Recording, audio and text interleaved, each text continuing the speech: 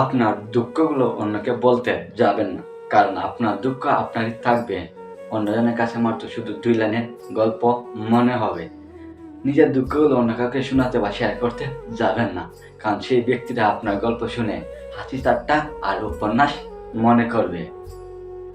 জীবনে চলার পথে তো অনেক মানুষই আমার জীবনে আসে, তাই বলে কি সব মানুষ আমাদের আপন হয়? জীবনে চলার পথে অনেক বন্ধুত্ব আমাদের হয়, তাই বলে কি সব বন্ধু আমাদের আপন হয়? জীবনে চলার পথে এমন কিছু বন্ধু বানান যারা আপনার বিপদে আপনার পাশে থাকবে, আপনার বিপদ শুনলে নিজের জীবনটা ঝাঁপিয়ে দিবে। বন্ধুত্ব এমন হওয়া উচিত যে বন্ধুর মধ্যে থাকবে না কোনো রাগ অভিমান, কোনো কিছুই থাকবে না।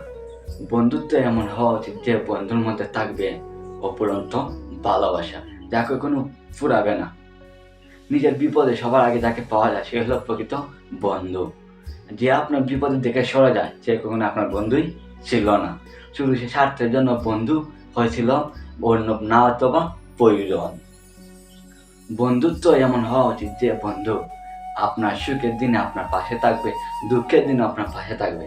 সুখের দিনে আপনার সুখটা ভাগাভাগি করে নেবে, দুঃখের দিনে আপনার দুঃখের কথাগুলো আপনার কাছ থেকে শেয়ার করবে।